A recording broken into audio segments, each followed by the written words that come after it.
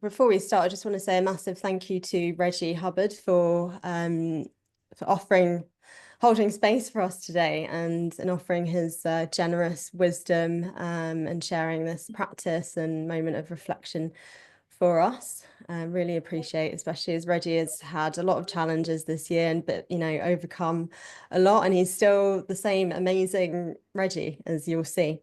Um, So with that said, I will just sort of introduce Reggie, and then we'll let him do his magic. So Reggie Hubbard is the founder and oh, sorry, if everyone could mute their mics, that would be great. Reggie Hubbard is the founder and chief serving officer of Active Peace. He's a gifted strategist, teacher, and communicator with an ability to inspire change and simplify chaos. And the guiding principle behind his work has been a commitment to truth-telling, healing, and social justice, and holding space for transformation, both as an activist, an organizer, a teacher, and a human being. And he began yoga and meditation practices under extreme stress, emotional distress at work, through the blessing of ancestral guidance, consistent practice, and curiosity. He offers peace practices to people from all walks of life through sound, asana, meditation, wisdom sharing, and community care. And Reggie has taught diverse audiences ranging from major yoga festivals to members of Congress and congressional staff, non-profits and major corporations. And he's a featured speaker and thought leader on politics, social justice, and civic engagement for leading publications, podcast platforms, including Be Here Now Network, Mind and Life Institute, Sounds True, and Yoga Journal. So welcome, Reggie. Thank you so much for being our guide today. And I'll hand it over to you. Thank you very much, Rachel. Thank you all for being here. I went to business school in Belgium, so it warms my heart to be in a global community. What Rachel didn't mention also is that I'm on the board of the Global Compassion Coalition. And I reached out to her because I was like, what are we doing as GCC to help people start the new year mindfully? And they were like, nothing. And I'm like, let's do something. So, in a spirit of collaboration, board service, and spontaneity, I'm here before you today. Happy to be here and just grateful for the chance to share purposeful intention setting from around the world. Like, this actually warms my heart. I was telling Rachel before we got going, my teaching practice turns 5 in April. I never planned to be a teacher at all, right? The pandemic, as it did for most of us, shifted things a bit where we're just like, oh, I guess I'm doing this now.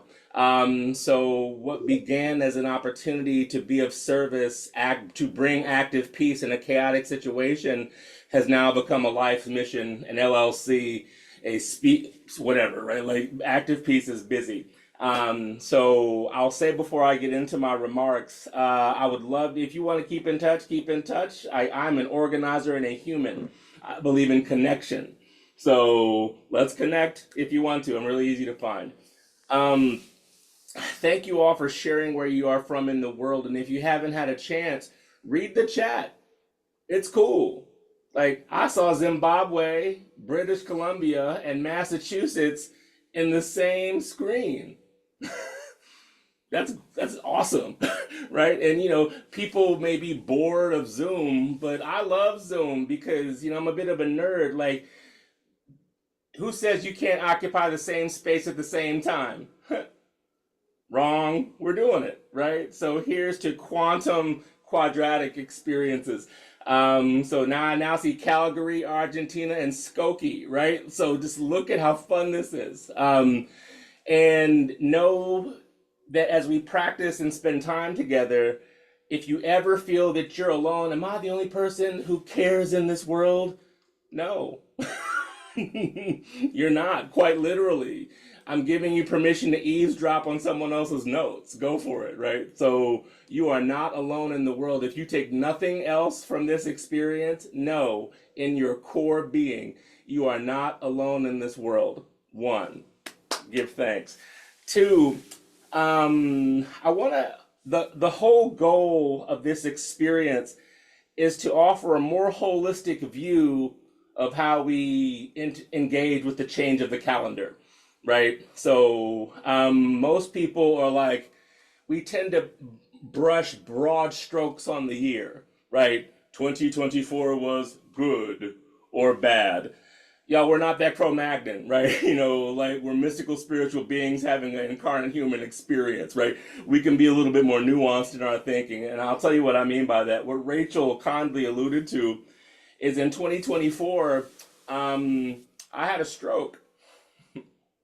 On April 1st, 2024, I was this close to leaving this plane. That wasn't on my vision board.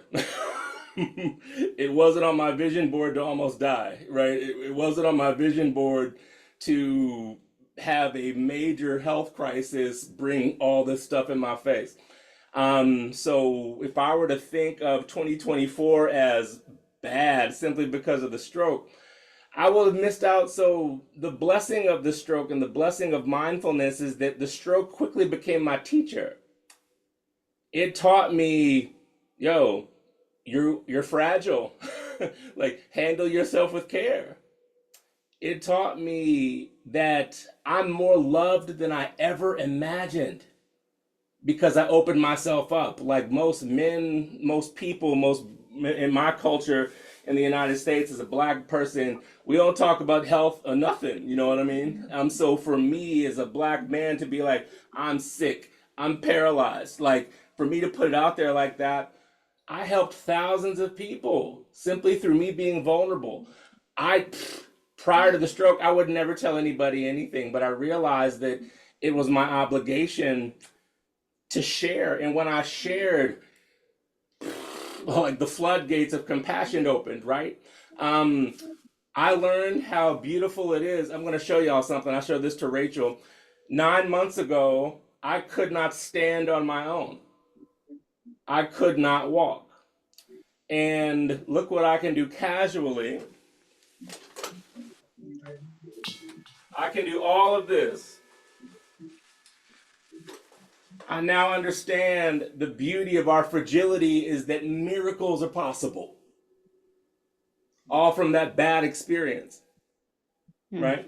So I share this story to give you a more of a nuanced view, and probably more Buddhist than you were imagining. Just because something happens to you that you don't like, don't mean it's not good for you. And conversely, just because something happens to you that you do like, doesn't mean that it's good for you, right? So I want us to hold space for all of our humanity, the shortcomings, our mistakes, and the disappointments that we have, because those can be our biggest learning opportunities. Those can be the biggest opportunities to show compassion, because we title this thing, Be the Change. We all hope for a better world. And what I've learned, especially in the context of my stroke recovery, is that the better world you hope for happens when you focus on yourself. When you focus on opening your heart, when you focus on being kind to yourself in one of your disappointments and harvesting that wisdom to share with other people. That's the miracle of contemplation and reflection. So I'll conclude my opening by saying what I learned in 2024, and I hope to share with you as we prepare in 2025, is that everything belongs, even the stuff we don't like, right? It belongs, and it doesn't mean we have to like it, but compassion practice, we hold awareness of it, see what it has to share with us, then we lay it back down. So that is how I'm showing up for you today. I hope that this gave you a bit of an understanding into where I'm coming from and the foundation that I want to take us going forward. Cool? Right, because as a true teacher, I'm not just going to be like blah blah blah blah blah blah blah. I'm going to share with you my theory of the case. So if you're not down with the theory, cool. If you're down with it, then let's ride. So what I want us to consider for the remainder of our time together is, how do we offer compassion to ourselves? And we hear that a lot, and it can get kind of boring if we're being honest. So what does that even mean? Can we see the connection with how we treat ourselves and the impact it has on other people? Can we imagine the power of the phrase, as within, so without? Why am I saying that? I had to show remarkable kindness to myself in the context of my stroke recovery. I did not know the shame and the loathing that had been visited upon me through culture, through acculturation. I didn't know the shame I felt being like, hey, y'all, I had a stroke. Like, for me to say that required me to be kind to myself. Reggie, yes, you're nervous. You're being super vulnerable with a near-death experience in a culture that doesn't talk about death. Yeah, of course you're scared, right? So that kindness that I visited to myself, you know what that did for other people? They were just like, oh, this dude's really putting himself out there. Maybe I can do the same. And that fertile place of shared vulnerability has helped create just, I couldn't ever have imagined the connection I have with people simply because of that experience. So as I changed my way, because let me tell y'all first, when I first had the stroke, once I came to and was like, had all these needles and stuff, the first question I asked myself, ever the cynic and self-critic, I was like, how in the hell did the mindfulness teacher have a stroke? So that was the first thing I had. I was like, yo, yoga dude. Like, I was like, Captain Sarcasm stood on the pedestal for about an hour or two.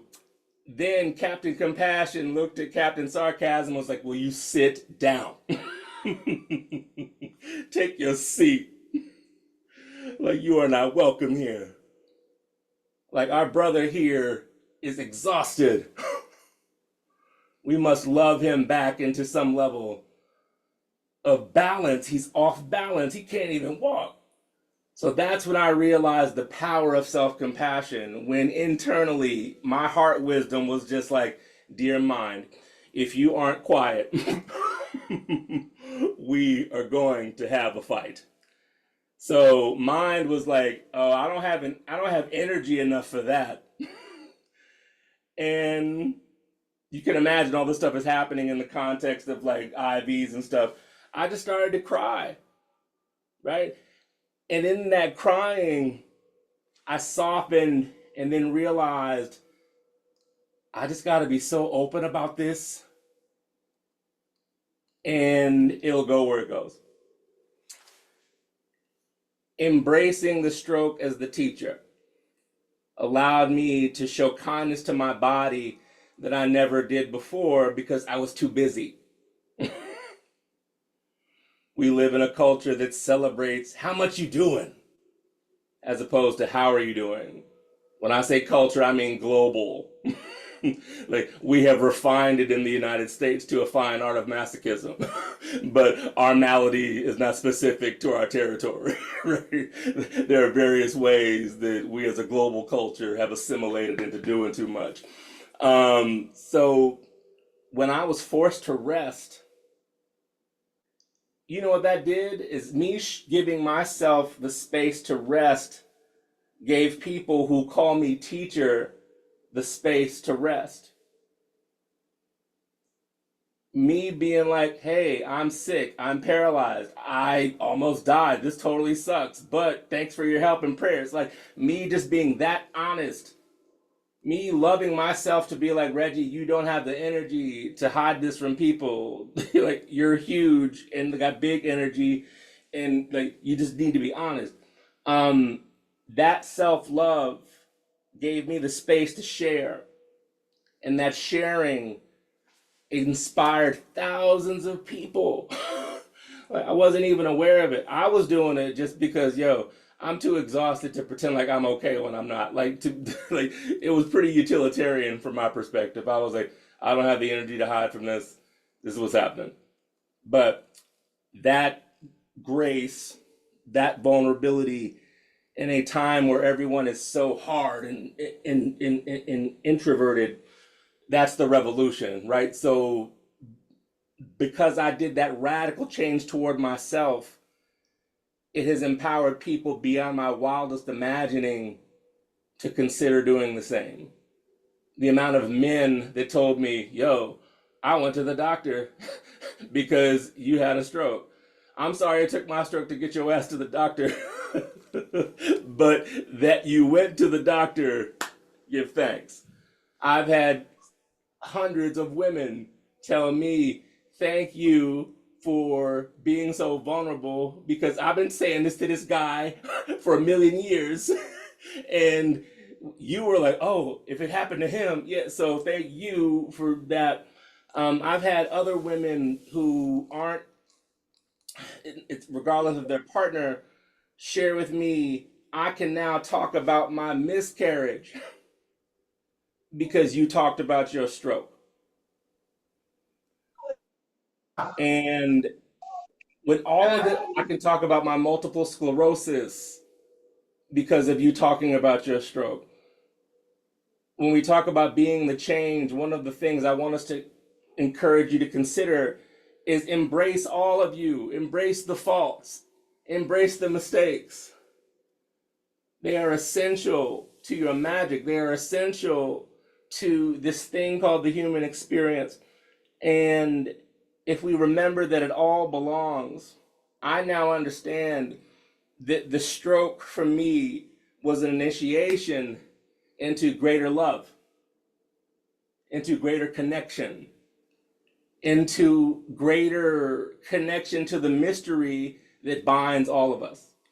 And because I survived this experience, I know beyond a shadow of a doubt, I'm not here to trifle. Like I got work to do, right? Right. I ain't here on accident. And that purpose is the revolution in and of itself. There are a lot of people who are just like driven by this.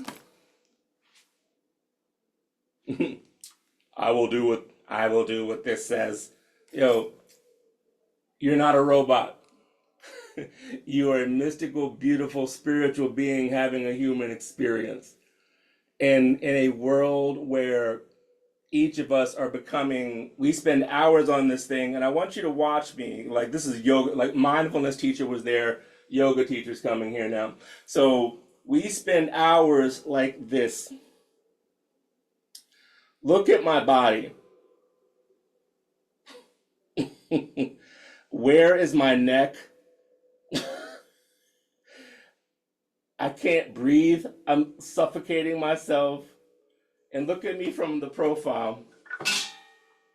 Oh my God, look at this. So if we spend hours like this, what does that mean energetically? That means we're... So maybe when you consider be the change, you just do like this for 20 seconds at the top of the day and bottom of the day to change from this. Like if this is the culture, be the counterculture. Like being the change doesn't have to be, oh, I'm gonna do this march and have 35,000 people, although I have done that. And there is a place for that in this society. Sometimes being the change can be, oh my God, I spend hours like this. I look like a turtle and I don't have and I'm not a turtle. I'm going to be a human again. That is what be the change can be. So one other thing before we slide towards practice is that in the context of resolutions, it has become almost farcical that, oh, when did you stop doing your resolutions? Like, even before you get started, right? Like, oh man, it's January 2nd. I already remember the power of your words. I was always taught the following, and shout out to my grandfather for this. He was like, son, either keep your word or keep your mouth shut. Yes, sir. And my grandfather was a mountain of a man. And so I say that less authoritarian, more conversational to you. Be careful what you speak. Maybe be the change could be like, I'm just not going to say what I don't mean. I'm going to save this precious thing called speech. What we speak happens. One analogy, when I was in early stroke recovery and the leg wasn't working and all this stuff, I went from seeing no doctors really to having more doctors than I even knew, whatever, like all the specialists and stuff. And the neurological specialist came in and was like, Mr. Hubbard, we've seen your charts, blah, blah, blah, blah, blah. And, we don't really know and aren't optimistic about your, and I was like, shh. And I was like, so you're going to talk about the paralysis that I'm experiencing in my leg. And I'm not asking you to tell me how to heal. Like, I'm a healer, I'll figure that out. What I need to hear from you is, what does my blood pressure need to be? What does my blood sugar need to be? Because I'm a nerd and I listened to what you said. You said that per your charts, with respect, 3 months to 2 years is the time frame that I have to heal. So you told me that you don't know. With respect, because 3 months to 2 years is like a turn. Like what? Like, I'm not even a data scientist, and I know that control group doesn't make any sense. So, tell me the numbers I need to hit, and I will feed myself the words I need to hear. And the words I fed myself were, what's possible?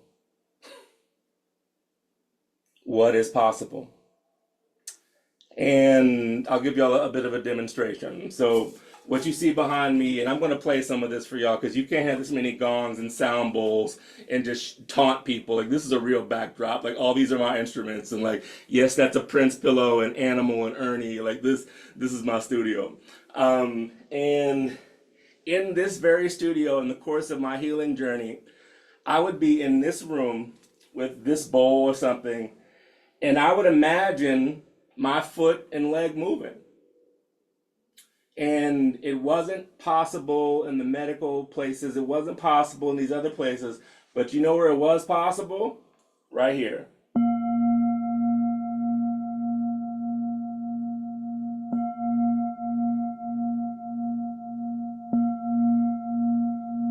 Again and again and again.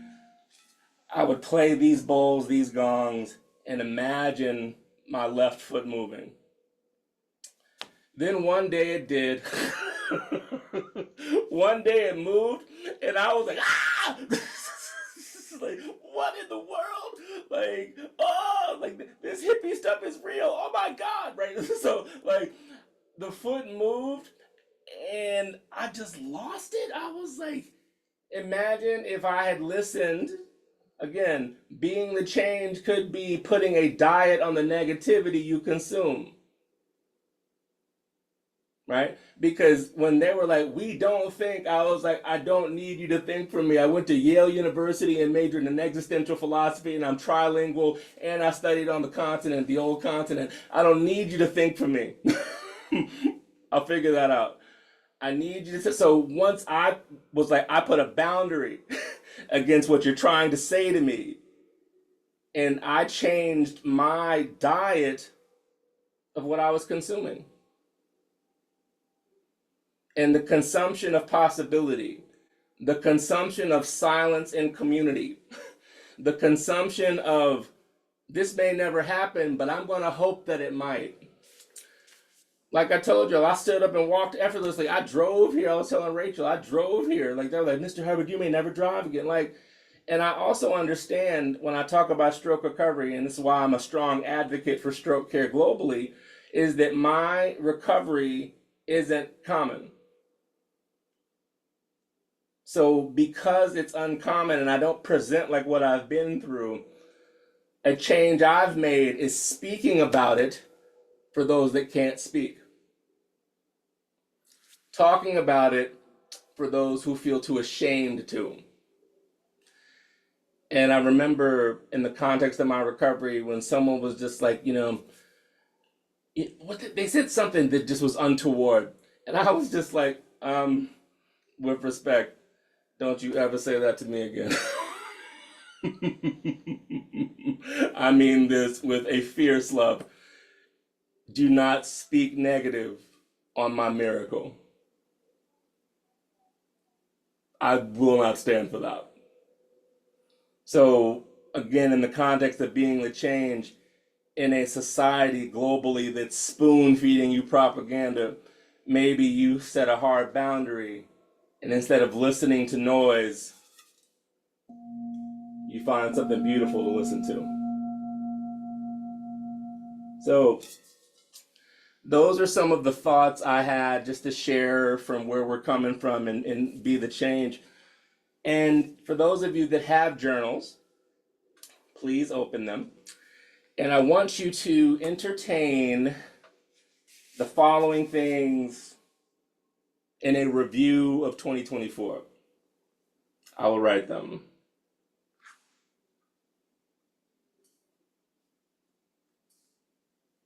What were some of the likes? Like, what'd you like about it? Right. Dislikes. No one likes to talk about their dislikes. That's why I put it in there. Y'all know that. So with love, what are some of the dislikes?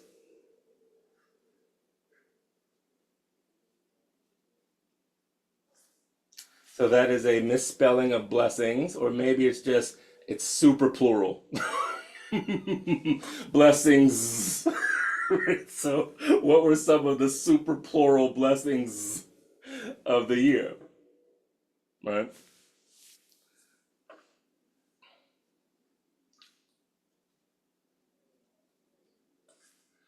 What happened that you expected and its corollary, unexpected. So I'll give you 3 or 4 minutes to ponder all of that. Then I will play one of these instruments when the time is up. We'll share a bit, then we'll meditate. How's that sound? Cool. Yay! I didn't know. So that's a new setting on my computer. That's pretty funny. So if you didn't see, we had a fireworks. There it is. So double thumbs up gives you that experience. Anyway, 4 minutes. I'll play one of these instruments after 4 minutes. Please lovingly consider the likes, dislikes, blessings is. What were you expecting? What were you unexpecting? And go.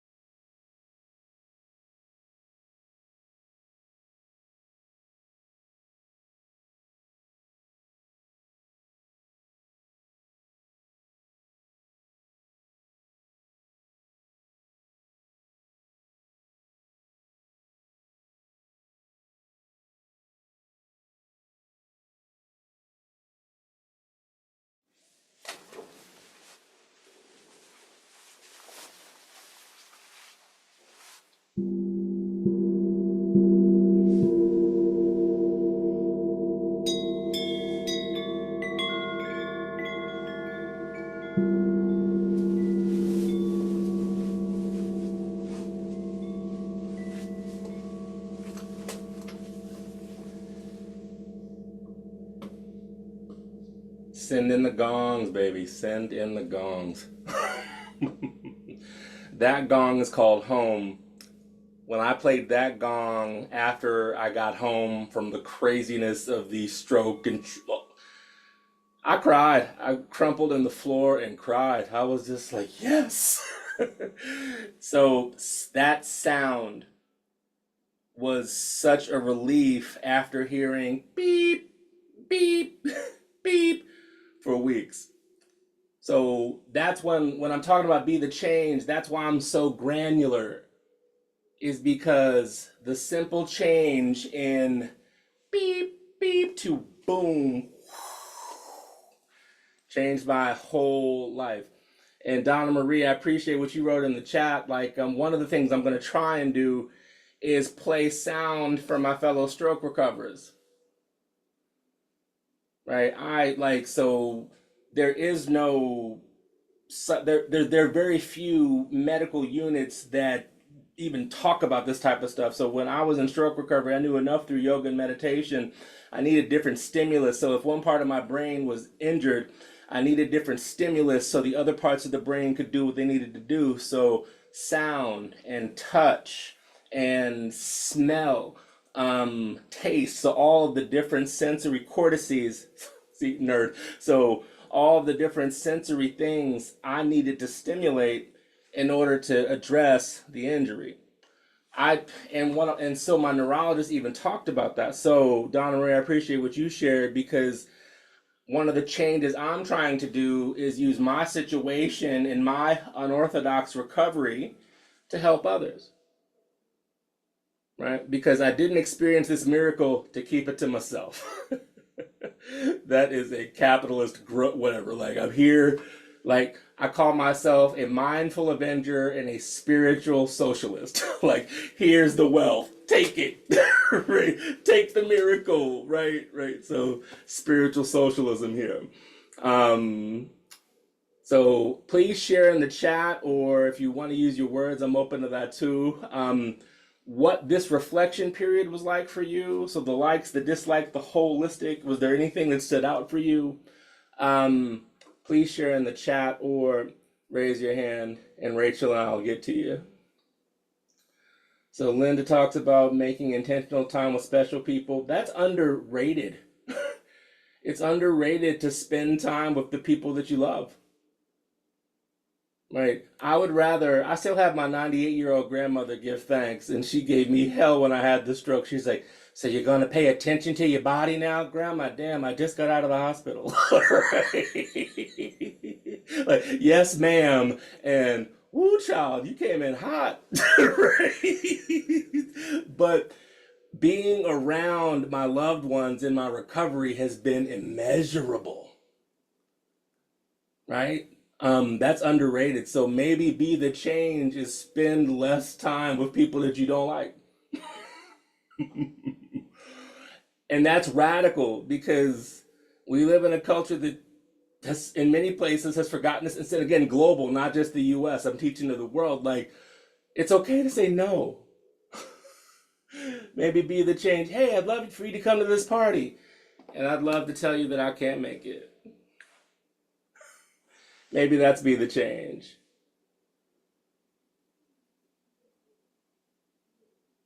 What else? I like to sing as an artist. Yeah, so Margaret, the gift, like I said with my testimony and my sound and gongs, I survived a major neurological trauma. Like, I am on the other side of looking at the Grim Reaper, right? We locked eyes, and I get to play another hand. You can discourage whatever you want. Like, I am here on purpose. Like, if you don't like my gongs, get earplugs. You don't like my teaching, find another teacher. I'm not here to care or trifle with your mediocrity. Right. I say that with love. So maybe the change that you encourage is I'm going to do me, you do you. All right. So have fun. I don't need this anymore. You know? So, and for those of you that consider yourself gifted, share your gifts. Like, we live in a culture that is very stingy with your magic. Magic is meant to be used, family, right? And that magic isn't necessarily in the esoteric sense. I had my prayer beads out one day, and one of my Uber drivers was a devout Muslim. And I talked to my Uber driver about his faith, and he asked me about mine. And he was near tears when I left the car, because he was like, most people treat my car like theirs. And you not only respected my vehicle, I was like, damn, that's kind of a low bar. You talked to me about my faith and told me about yours. Like, the blessing of your generosity of conversation has left me, I'm like, whoa, right? So I wasn't even aware that acknowledging his humanity is a radical change to what he's used to, right? We think about change in these grandiose circumstances when in fact, the most substantial changes are minutia with dedication. That little thing you do again and again and again and again, that yields the change, right? Me sitting here, oh man, I'm gonna play this bowl and hopefully my foot will blah, blah, blah, and then it happens and I almost drop the bowl. You know what I mean? Like, I did that again and again and again with no rational hope that it would work. Like, that was pure faith. Just like, I'm just gonna, dear universe, like, we floating, right? Like, I'm just gonna put this out in the sky. And it came back. It came back. So what else do we have here? Couldn't think of unexpected. Marilyn, that's fair, right? You know, maybe you didn't have expectations, and that's cool too, right? And that was kind of a trick question, because again, like I said, the experience that I've so lovingly shared with y'all was not on my vision board. Like, I did not expect to have a quantum leap in the understanding of the neurological experience this year. Like, that wasn't expected. But the unexpected was the blessing. Totally changed my mind. Bernd Bernhardt says, I try and check my expectations in order to minimize disappointment and frustration. And I think that's a beautiful reality that we all face. The one thing I would offer is that in yogic parlance, we talk about surrendering the results.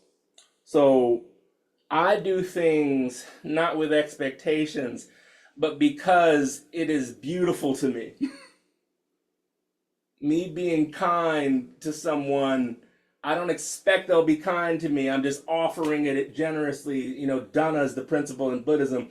Like, I offer it from generosity. And what I find often is that I may not receive the generosity from the thing I offer to. But the generosity that I received when I was on my, and what I've said to people as I recover and become more public, I was like, thank you all for having my back when I was on my back. Lord, I didn't expect that. So the generosity and the lack of expectations, me just giving to give for the love and the beauty, showed up because I was giving to the mystery. Right? I'm giving to us, as opposed to, oh, I'm seeking this in return. Nah, I'm giving this to the collective we, trusting that in due course, what I need will be met.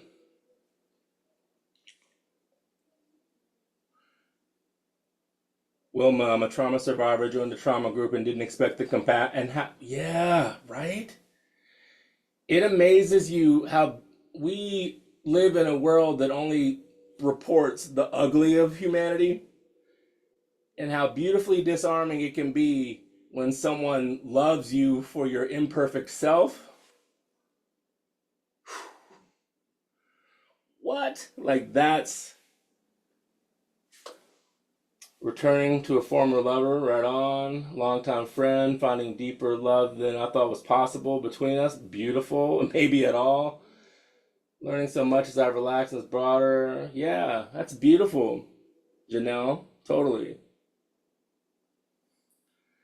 Yeah, Janelle, I mean, again, we live in an overarching global culture that prizes consumption and individuality. So I'm not trying to pitch conspiracy. That's not where I'm at. What I'm saying is that when there's a majority of zigging, sometimes the best thing you can do is zag, right?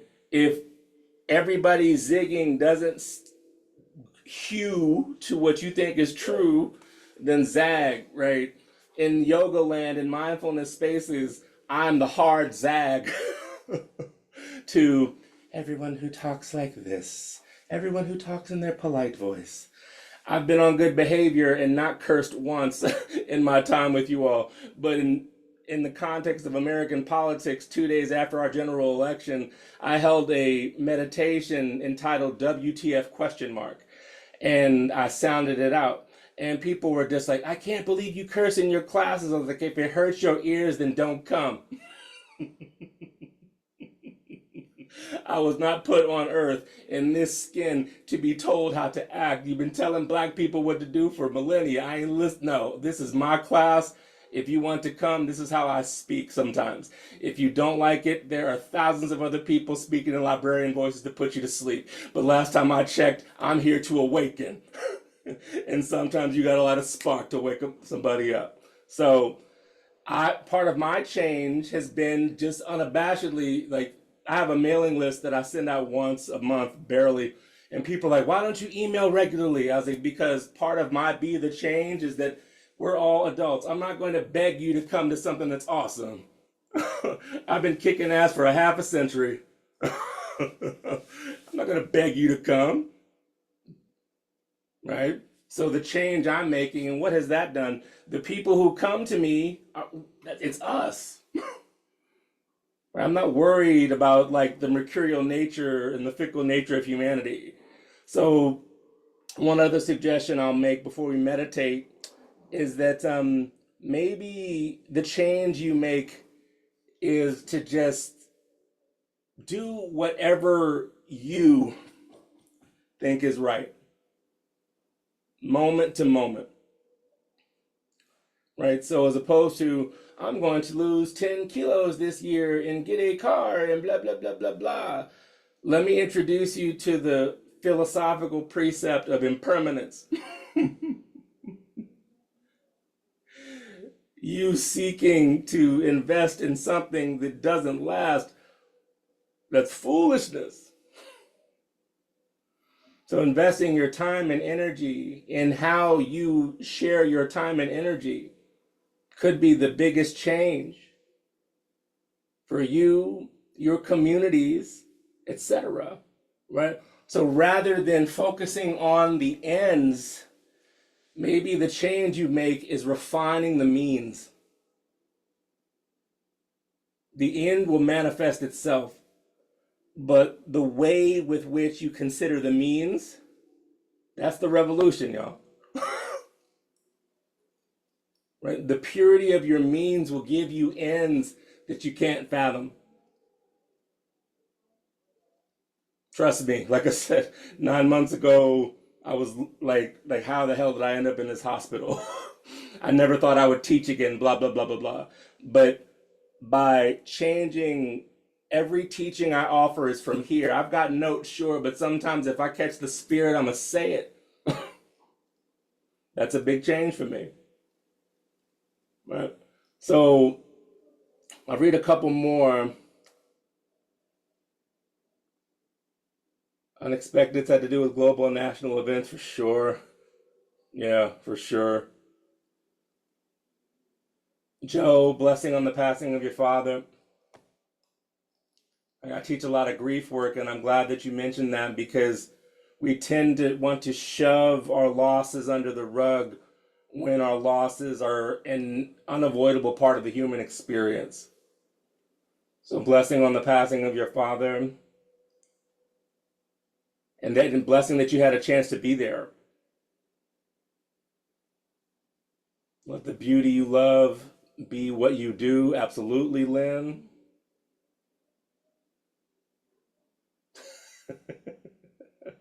Cool. Well, y'all, I hope that this portion of our program, the journaling, me just sharing, has been nourishing to you, right? Like, I know that my style is unlike anybody else's, right? Like, so I've got Jimi Hendrix, Prince, and Martin Luther King on this wall. So if you put them together with Animal and Ernie, like it's me. So I hope that this has been nourishing and, if disruptive, benevolently so, right? Sometimes we need a little shake up from what we're used to. Trust me, like the shake up is coming. And my ancestors think I'm hard headed, so they get me sometimes. But when the inevitable shake up comes, when you focus on how you respond to any situation is the truest form of change. It's the truest form of change. So any change that we expect and hope for externally will only manifest when it happens here because it's not forced, it just emanates. Like I said, my teaching practice is 5. I started it on April 4th, 2020, when we were all stuck in our houses. I built a global teaching practice through the interwebs in this dot I'm pointing to. So when you do things that are in alignment with what you're supposed to do, the results will happen. So let's meditate, friends. I encourage you to shift your position in a way that allows you to feel more space. Like I kind of turned on the fire hose and let it rip. So just find an opportunity to soften into what the body needs. Maybe you take some physical movement. Maybe you shake. Maybe you twist.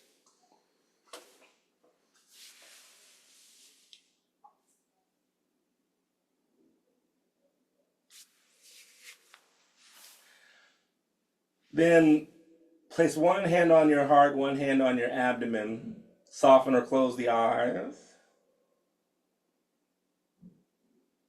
And begin to focus on your breath. Just draw attention to it. Maybe even hear the sound of it.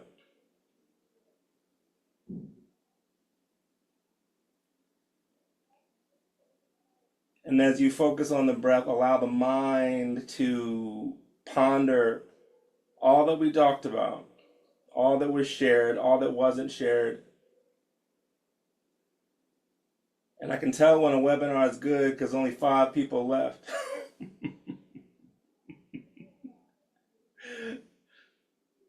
Thanks for those of you that laughed. But I say that because I want you to feel in the energetic connection that we've co-created. Yes, I've been speaking, but you've been listening, and that synergy, that's power.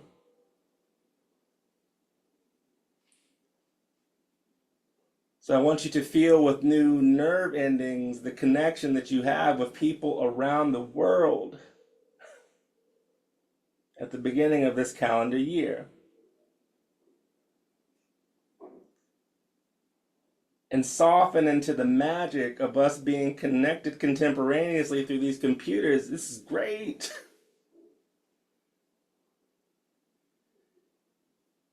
And in the context of savoring this connection, please entertain the following question.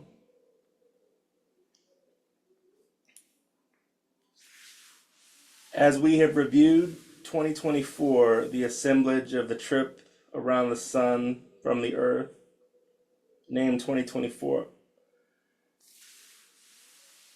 What will you leave behind?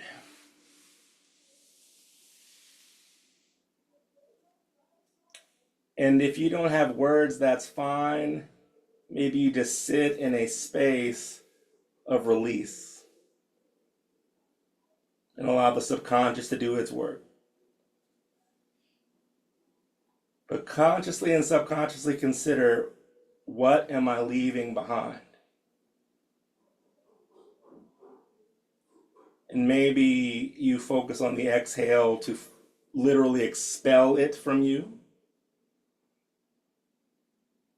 Maybe you name it. Like for me, I will name inauthenticity. Not that I had a problem with it before, but I'm going to turn it up. In this next trip around the sun. What are you leaving behind? Because you cannot mention what you will take with you if you don't address what you will leave.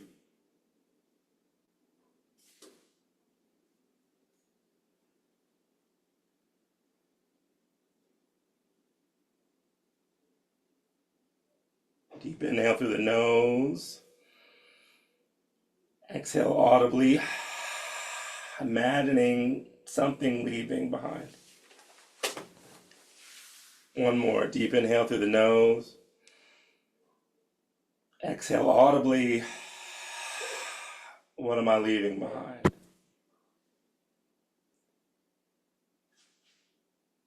Release hands from the body. And I encourage you to entertain the following question. It's corollary.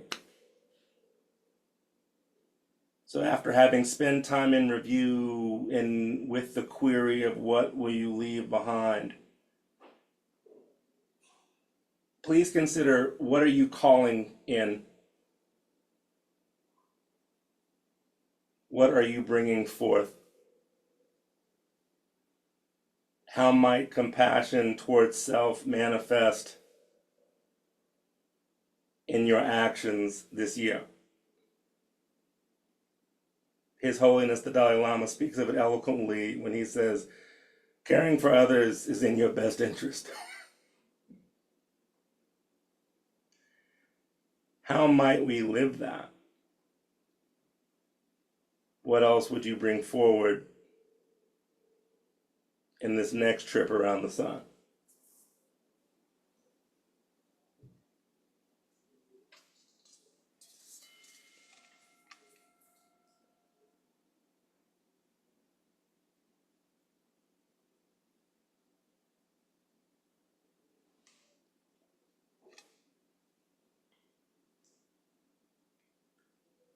Two clearing breaths. On the inhale, draw in what you're calling forward. And on the exhale, may it be so. And so it is. One more inhale, drawing in what you're taking with you. Audible exhale, and so it is. Notice how you feel from head to toe. Notice how you feel from the center of your heart out through the tips of your fingers and toes. And if you feel a little bit better, a little bit more alive and awake, then I've done my job. If I put you to sleep, let me know. But in the spirit of reverence for our time together, in a spirit of reverence for the collection of nearly 75 people from around the world seeking compassionate community on this second day of January, I will play this bell. This bell is 350 years old. So the wisdom of this bell will transmit through the interwebs to most continents, into your ears and heart. As I play this bell 3 times, maybe you audibly repeat on the first toll what you left behind. On the second toll, just honoring the present moment with grace and compassion. And on the third toll, from that grace and compassion, sending it forward, not just to the new year, but in our life. Yeah.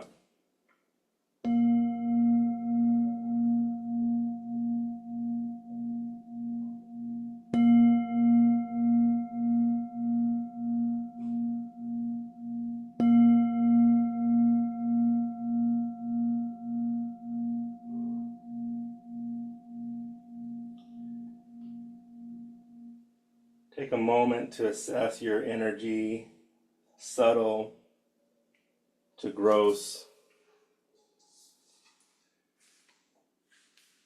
Touch one more into the connection we've shared for an hour. Then as you're ready, release the meditation, but still hold this connection.